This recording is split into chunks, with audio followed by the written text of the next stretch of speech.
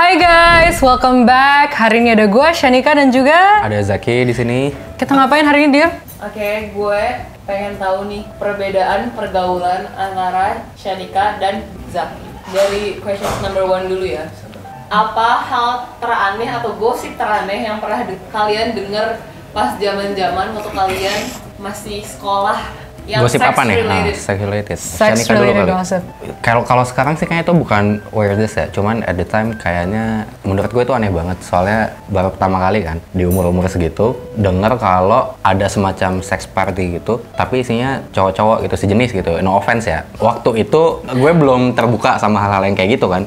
Kalau tahu yang kayak gitu. Adalah. Iya. Adalah. Wait, buat you yang kalau yang ngerasa komen aja ya. Do you mean a gay orgy? Nice. Shanika apa? Sex related. So basically ini ada cewek yang di deep fakein dan sex tape-nya nular. Terus itu pada bilang kayak gini, ya udah, kalau dia nggak ada di video itu, buktiin lah kalau dia bukan perawan. And I'm like, that is the most fucked up thing I've ever heard. Dia udah victim, kenapa dia harus makin menderita? Itu apa hubungannya anjir sama videonya menurut gua kayak... Oke. Kapan dan dari mana pertama kali lo tahu tentang konsep hubungan seksual? Pertama gue tahu itu gara-gara Sims 2. Jadi pertama kali gue tahu itu gara-gara Woohoo kan, tapi gue nggak tahu itu ternyata apa. Hah, mereka ngapain di bawah ranjang? Jadi gue mulai YouTube nih, Sims 2 Woohoo, Sims 3, udah mulai keluar Sims 3 kan. Terus gue search kan kayak Woohoo, terus kayak Sims 3 sex. Terus gue umur 10 tahun, sex. Oh, that's a new Bingung. thing. Terus kayak say, oh it's so new to me. Terus kayak yang paling parah yang bikin kayak gue bener-bener ngerti itu dulu mbak gue. Jadi mbak gue dulu suka banget nyuapin gue. Soalnya kalau gue main game itu gue kadang-kadang suka nggak makan. Terus mbak gue pas nyuapin dia kayak, dek itu kamu bisa nggak bajunya lebih kurang ya? Kayak, terus mbak gue ini kayak nggak bisa bikin mereka ciuman nggak? What the fuck? Jadi gue umur 10 tahun. Gue bikinin porn di Sims 3 untuk mbak gue. Secara nggak langsung ya. Kalau gue dulu, jadi waktu itu kayaknya zamannya main PSP kan. Terus di PSP itu kan kita bisa nyimpen media apa aja kayak foto, video. Kebetulan gue lagi make memory cardnya om gue kalau nggak salah. Dia tuh suka nyimpan video basket kan. Nah, jadi gue suka nonton nih. Cuman waktu itu kok ada American Pie. American Pie terus kayak gue nonton kan sama sepupu gue terus kayak ini apa gitu kan. Basketnya lebih asik ya? Kayak ini apa gitu segala macam. Itu gue keep aja sih sampai gue SMP. Di SMP itu gue baru ada mata pelajarannya gitu. Jadi di situ gue kayak baru mulai ngerti deh konsep. Belajar di sekolah. Iya, ada di sekolah dulu ada. Dir, bentar deh. Gue ada kayak add something back to question 1, itu menurut gue penting banget. Dan ini gue selalu wonder apakah ini bener-bener Jakarta doang atau profesi-profesi lain juga kayak gini. Yaitu cowok-cowok di Jakarta punya folder yang isinya kayak nudes cewek semua. Ini cewek sekolah di A, B, C, dikategoriin semua, terus pas lo pencet, ada nama ceweknya dari A sampai Z. Dan itu pun juga beberapa, it's not even nudes, it's just girls in bikini pics. Dan mereka kategorikan, and I think that's kind of fucked up, karena lo mengobjektifikasi banget. Dan gue pada saat itu, gue nyesel nggak tegur temen gue kayak, lo ngapain koleksi foto cewek di Dropbox? Buat kalian girls yang nonton, sangat penting itu kalian kayak bener-bener pikir 2 kali, 5 kali, 100 kali kalau kalian mau ngirim foto yang kayak gitu kepada pasangan kalian. Mereka nggak sengaja kirim ke teman-teman lain untuk show off, bisa aja lo ke hack atau ke apapun. Jadi gue saranin lo mikir 2 kali, 3 kali, karena itu ada kemungkinan ada di Dropbox ini atau ada nyampe di Twitter. And that is the most fucked up thing I've ever heard. Pertanyaan selanjutnya ya. Kapan pertama kali lo tahu salah satu temen lo ada yang berhubungan? Jadi itu gue. Enggak lah. Lo trendsetter. Enggak lah. Tapi kalau 1 SMA sih gue udah dengar ada sih temen gue yang kayak gitu. Terus reaksi lo gimana dulu? Anjing. Langsung di Ya kaget, sumpah kaget. Soalnya dulu pegangan tangan itu big thing gak sih dulu pegangan tangan kayak umur-umuran segitu ya kan? Nggak diomongin kemana-mana sih, dia cuman kebetulan lagi ngomong personal gitu kan. Kalau lo, Shen? Kayak menurut gue hubungan intim kalau di masa SMA orang itu masih keep secret, apalagi kalau misalnya sekolah mereka itu kayak sekolah yang religious. Tapi pertama kali gue denger sahabat gue sendiri waktu itu, reaksi gue kayak, oh ya udah. Tapi fun fact tentang cewek ini, she did it with my ex.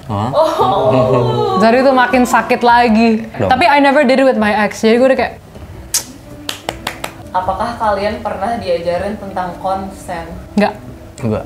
Nggak. Gue baca dari konsen dari internet. Iya, dari internet. Wow. Maksudnya kan nggak kayak zaman dulu tuh nggak ada pembahasan yang kayak gitu nggak sih soal konsen? Kayak It's not new. It's just in Indonesia, people, nih ya, I wrote a paper about teen pregnancy and like, gue harus ngomongin tentang sex ed. Soalnya sex ed plays a huge role in teen pregnancy. Ada 2 tipe sex education, abstinent based dan like cohesive sex education, itu benar-benar ngajarin semuanya. Yang di Indonesia, itu usually abstinence based. Abstinence itu artinya mengajari sex education untuk membuat kita nggak mau seks. Ngerti nggak sih? Jadi misalnya kayak, seks itu kayak gini-gini nih, jadi men kan nggak usah. Cohesive sex education itu benar-benar ngajarin semuanya. Dari STDs, dari kayak kalian harusnya kayak gini. Kadang-kadang mereka juga ajarin tentang gender roles, kayak tentang the gender spectrum, itu juga seluas itu. Oh ya, jadi no. Jadi kayak sebatas itu. Jadi mereka tuh cuma ngajarin surface level, nggak pernah sampai kayak ngajarin consent. Kayak what's the most like random things yang kalian pernah dengar tentang seks? Bukan tentang orangnya, tapi kayak tentang seks. zaman gue dulu katanya kalau pegangan tangan tuh bisa hamil gitu. Itu sempat ada omongan-omongan kayak gitu zaman gue kecil. Dia kalau kayak abis nggak sengaja sentuhan gitu kan sama teman-teman kayak anjing.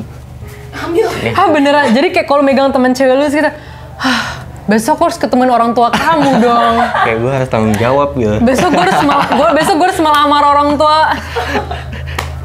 Lo Shen? Kan kayak gimana? Gara-gara Sims 3, gue jadi ngerti konsep membuat anak kan. Terus gue ngomong ke mak gue langsung di mobil, "Ma, buat anak itu lewat seks ya?" Terus gue kayak, "Hah?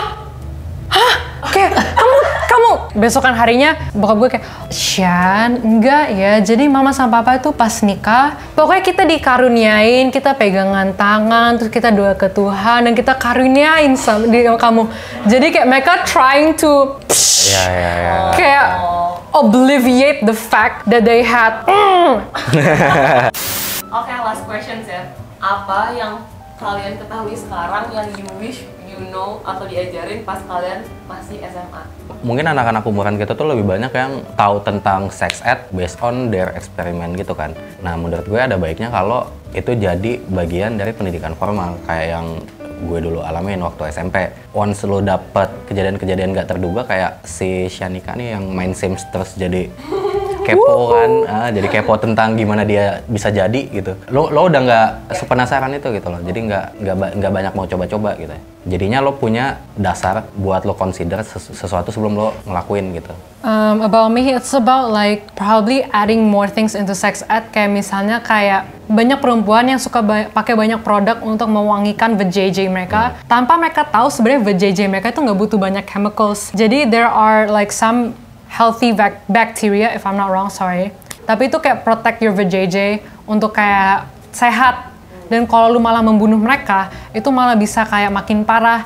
Dan if you don't know the correct ways to take care of your vajayjay or to take care of yourself before, during, and after intercourse, itu lo bisa dapat yeast infection atau paling parah STDs. I wish people my age learned how to take care of their productive systems lebih secara detail.